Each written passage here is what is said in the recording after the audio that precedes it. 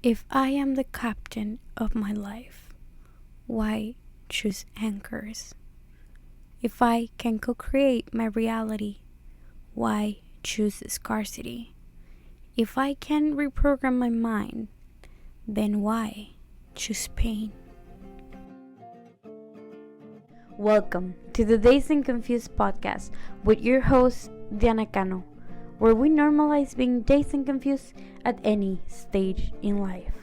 To be curious and to seek constant improvement, everyone is welcome here.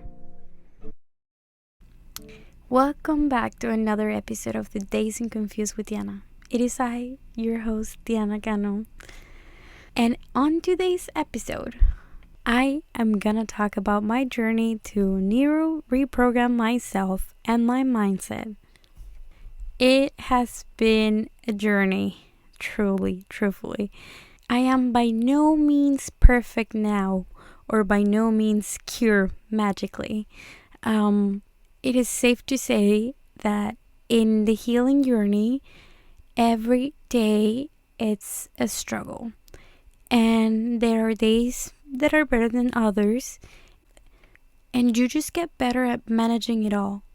I don't feel like there is a day that you magically wake up and you're like, boom, healed. But I have made a conscious decision to share my journey, and you are more than welcome to pick what resonates with you and drop what does not.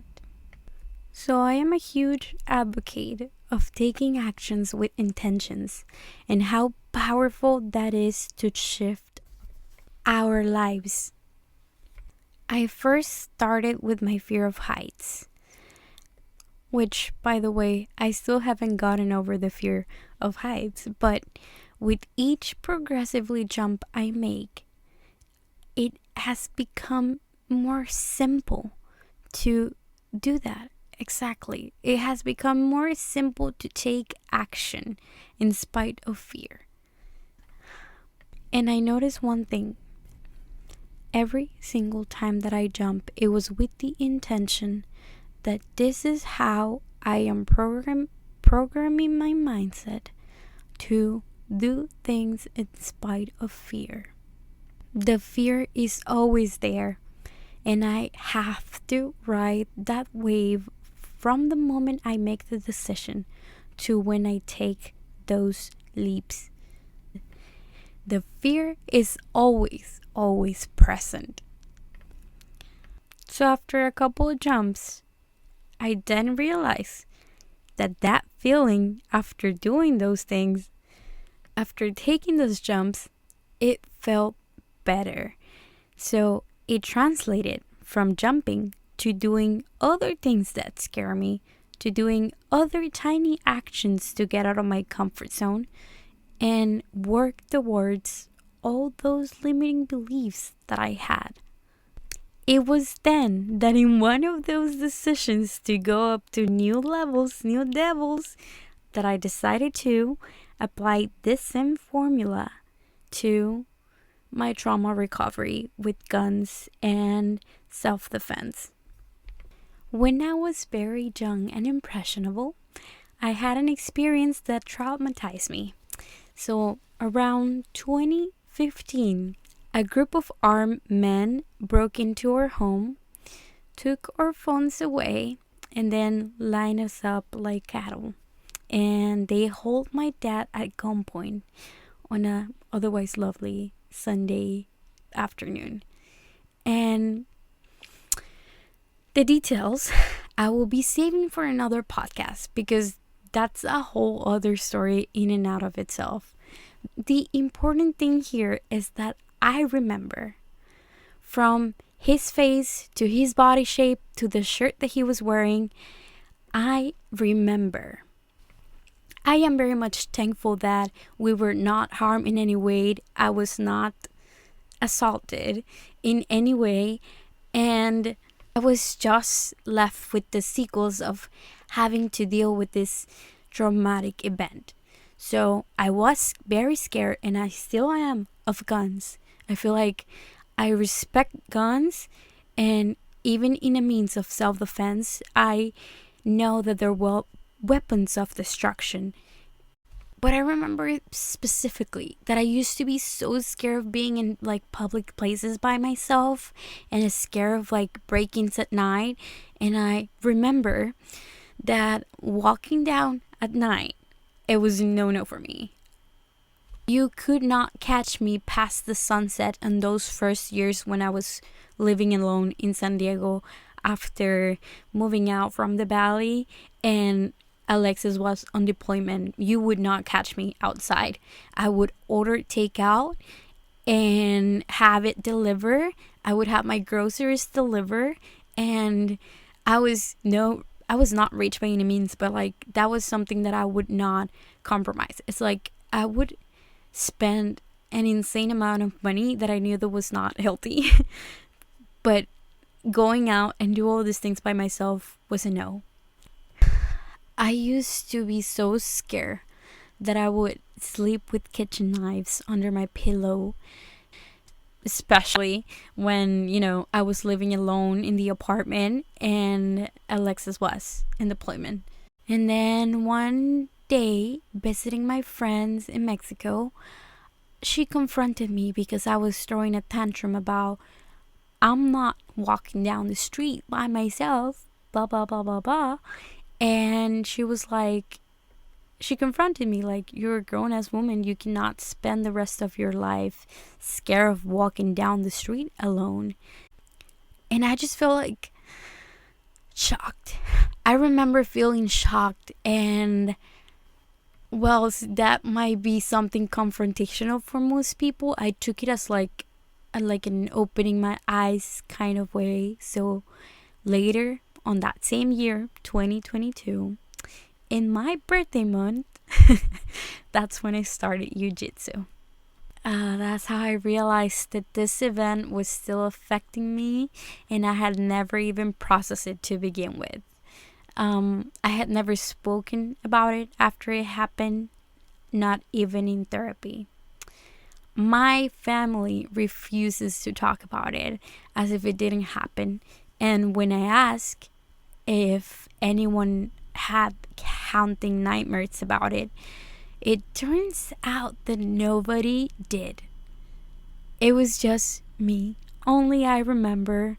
Only I had the reoccurring nightmares that I do not want to share because I don't want to be a concern for society. But let's just say that in my nightmares, I would come out triumphant by any means necessary, and it would concern me the lengths that I would go in my dream to keep myself safe. At this point, I ask the natural question that I guess anyone in my situation would ask. What the fuck is wrong with me? Why can't I just simply forget? And it has taken me time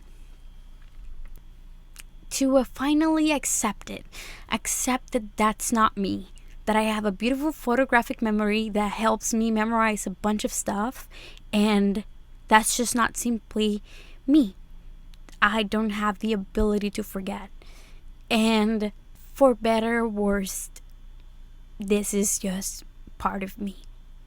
I now know better, and I have already spent an insane amount of journaling and making forgiveness letters and writing about it, and now finally being able to talk about it in a way that feels empowering to me, and in a way that I get to shift the narrative and say, hey, this really shitty thing happened to me, but I am ready to accept and do something about it.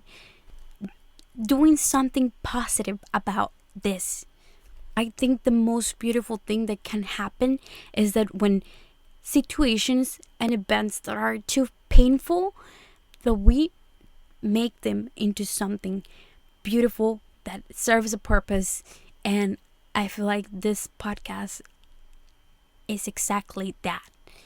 And that is what's leading me to talk about my gun training and the same, how I applied the same mindset and intentions from jumping and dealing with fear to gun training and practicing jiu-jitsu with the intent of self-defense and dealing with those emotions and that whole spectrum of, difficulty.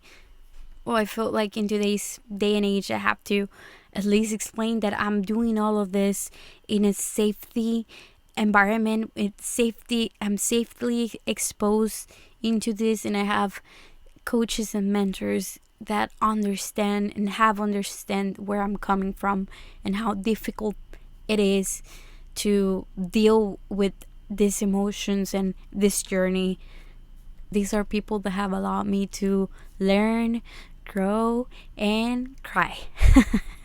So crying is a big part of the process, and I feel like allowing myself to finally accept it and cry for it, it has been so therapeutic. To process it, because to process things, it's to progress in a way. And the only way not to progress is if we're not doing something about it. No matter where your trauma is in the scale of things, and please do not listen to what society thinks deserves more attention than others. All trauma is trauma, and your body processes it the same, no matter in what spectrum you fall of trauma and the event that happened. And of course, we're gonna have a series of multiple events sometimes, and there are gonna be some traumas that we can talk about it. There's gonna be traumas that we absolutely will not talk about it. I feel like I have my share of those that are too personal, too intimate, that I won't talk about it. But let me talk about what I can, and let me guide other people that have been through similar events and create those safe environments in my community that I am existing right now. Sometimes we can create so much impact even if we don't feel like we have like a big influence, like a big following. It still doesn't matter. What matters is your community, what you have physically, the people that you talk to and you network and then you meet day by day. I feel like that is the most wholesome interactions that I've had.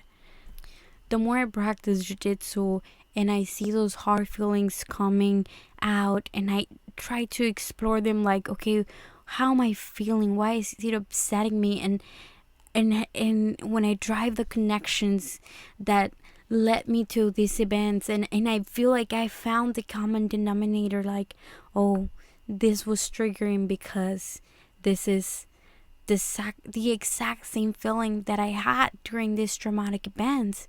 That feeling of freezing, like I don't know how to respond, and I froze, and there's a shame of like, why can't I just fight back? Or why did I not fight back?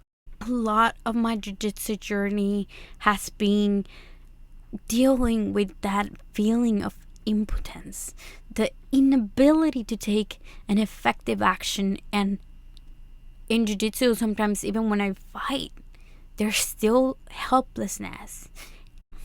And whilst my jiu-jitsu, it's not the greatest, I do feel like I have gained a lot of just being able to be in those spots where I'm forced to grapple with that helplessness feeling that has haunted me for so long.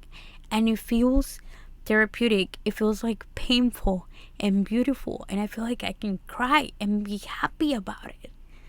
It's so hard to describe. I am going to continue to preach it because I feel like this is the beginning of my journey as an activist and advocate for mental health and trauma recovery. And the more that I learn, the more that I'm able to like accept, and I realize that the more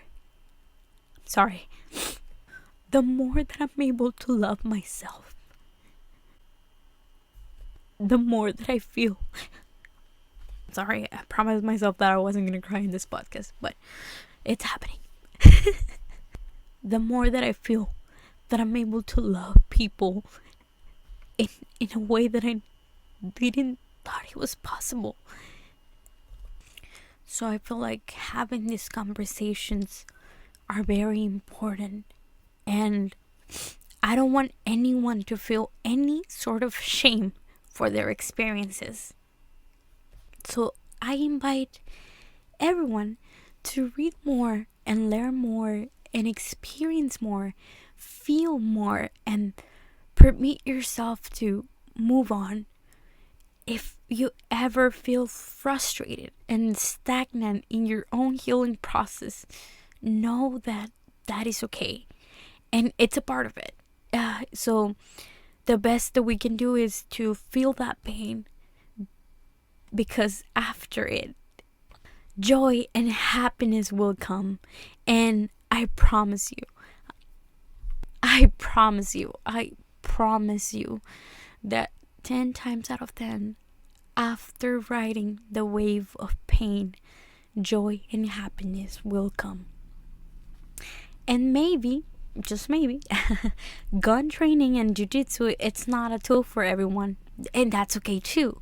You don't have to do everything that I do. I mean, I'm only sharing my process, but I'm more than welcome to challenge myself and allow you to questioning me as well. Question everything. And you can question me too. That's okay. Find the tool that works for you and do it with intention, and tell yourself every time that you show up, every time that you're doing this, it's with the intention of healing certain trauma, certain fear, and the more that you do it, the more that you're gonna get, I don't know, like confident in yourself, the more that you're gonna build that trust with yourself and that relationship. And after all of that, after you have trust and after you have a relationship and you have communication and you have understanding, I mean, if somebody were to come and give you all of that, you would fall in love with them. So I promise, like, if you do something like that, the self-love will follow and your entire reality is gonna shift. Maybe one of those tools is crotcheting or starting a podcast or learning how to ride a bike. However that looks for you, I invite everyone to just become that version of you that feels whole and feels like it has everything. And however that looks like for you, just I hope you find the healing, and I hope you're ready to take those tiny steps. You don't have to commit to something big, just tiny steps, and from there you're gonna start moving on from bigger and better things. I promise you. So go try this, and I will see you in the next episode. Thank you so much for joining me this week. If you like this episode, give us a like, a share, or a review on Spotify or whatever it is you're listening. Make sure to subscribe to the show in iTunes or Spotify so you'll never miss a show. If you'd simply like to tell a friend about the show, that will help us out too. If you share on Instagram, don't forget to tag me. I love to see your thoughts and insight. Have a wonderful week. Sending you energetic strength your way, no matter what you're going through. I believe in you, so fight back. Be sure to tune in for our next episode, and I'll see you in the next one.